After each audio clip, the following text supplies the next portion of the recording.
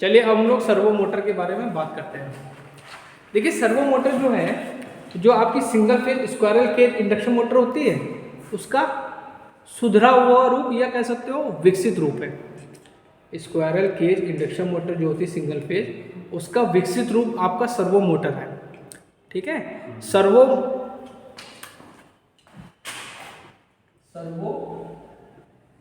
Motor. ठीक है, मैंने क्या बताया, ये आपका single phase squirrel cage induction motor का विकसित रूप है या उसका सुधरा रूप है, या उसको कहते हैं मॉडिफाई करके किया गया है। ये जो मोटर होती है ये आपकी ईरर पे काम करती है। किस पे? ईरर। जो आपके इलेक्ट्रिकल मेजरमेंट हम लोग को फर्स्ट टाइम पढ़ाया था ना, मेजरमेंट, उसमें जो ईरर्स होती हैं उन पे ये काम करता है। ये जो मोटर होती है किस पे काम करती है? ईरर पे काम करती है। ये मोटर ईरर पे काम करती है।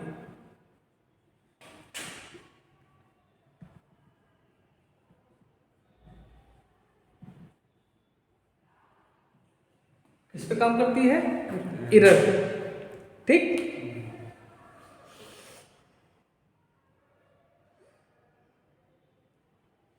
ठीक। अब ये क्या है? ये अप्लाइड वोल्टेज कंट्रोल पे भी आधारित है। वोल्टेज कंट्रोल,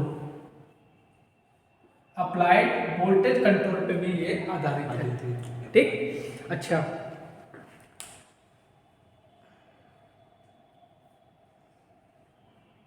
अब देखिए क्या होता है कि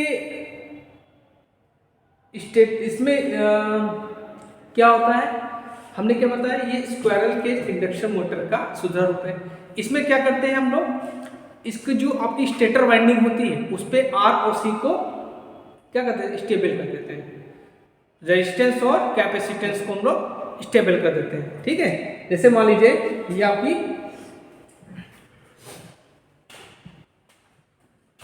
बन जाएगा, फिर ये आपकी क्या स्टेटर वाइंडिंग हो गई। ओके, और ये क्या हो गया, वोल्टेज कंट्रोल।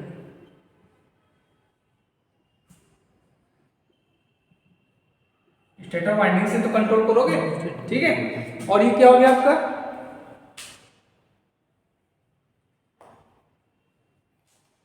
ये आपका क्या हो गया, रोटर हो गया। हमसे देखो आदर्शी बनती नहीं है, हंसी न होना। ठीक है, ये आपका रोटर। ठीक, ठीक। और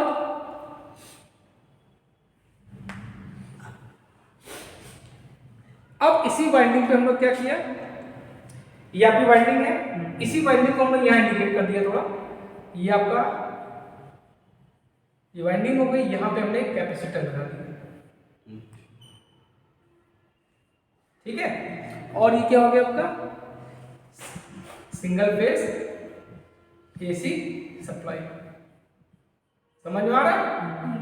मतलब ये आपका स्टेटर वाइंडिंग हो गया और यहाँ पे हमने वोल्टेज कंट्रोल किया। ठीक, इसी पे हमने क्या कर दिया, सी को एक लगा दिया। ठीक है, ओके।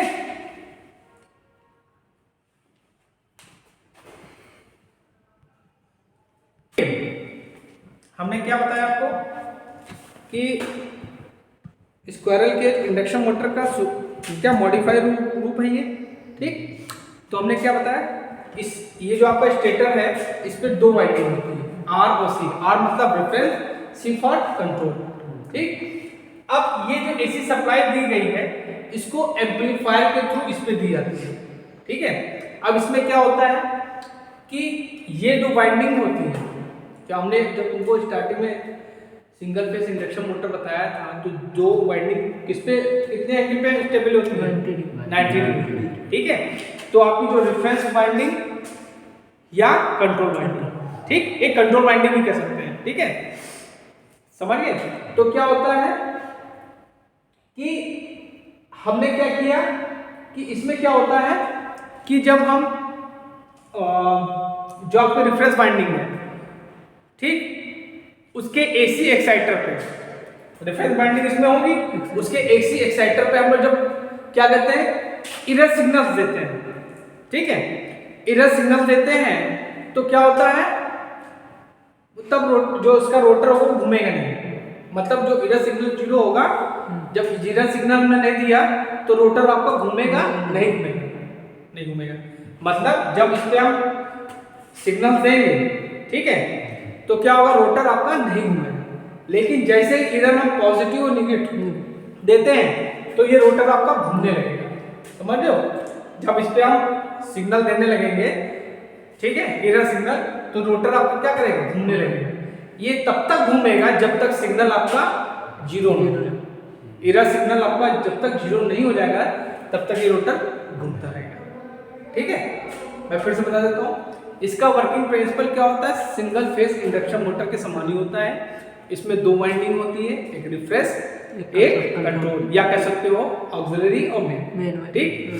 अब हम क्या करते हैं, इसमें क्या करते हैं, जब रिफ्रेश वाइंडिंग के AC एक्साइटर पर, ठीक, इसका जो आपका जो रिफ्रेश वाइंडिंग होगा उसके AC एक्साइटर पर जब हम क्या करेंगे, कंट्रोल वाइंडिंग, ठीक, कंट्रोल वाइंडिंग को इस पे हमने बताना है, स्टेटर पे 2 वाइंडिंग है, एक रिफ्रेश और वो कर देते हैं, रिफ्रेश और कंट्रोल, स्टेटर वाइंडिंग करते हैं। तो जब हम क्या करेंगे कि इसके AC एक्साइटर पर जब हम कंट्रोल वाइंडिंग जो उस पे सिग्नल देते हैं, ठीक, कोई भी सिग्नल दिया तो मतलब जब सिग्नल क्या होगा, कोई 0 सिग्नल देते हैं, ठीक है, तो रोटर आपका नहीं घूमेगा, रोटर आपका नहीं घूमेगा, समझ में आ रहा है। स्टेटर पे हमने 2 वाइंडिंग कर दी, एक R एंड C, एक होती है आपकी रिफ्रेश वाइंडिंग, एक होती है आपकी कंट्रोल वाइंडिंग, ठीक। अब इस पे क्या होगा, रिफ्रेश वाइंडिंग के AC एक्साइटर पर जब हम इस जो ये आपकी कंट्रोल वाइंडिंग होगी, ठीक है, इसको जब हम लोग 0 सिग्नल देते हैं तो रोटर आपका नहीं, ये रोटर है आपका नहीं घूमेगा। इसी की बात हो रही है।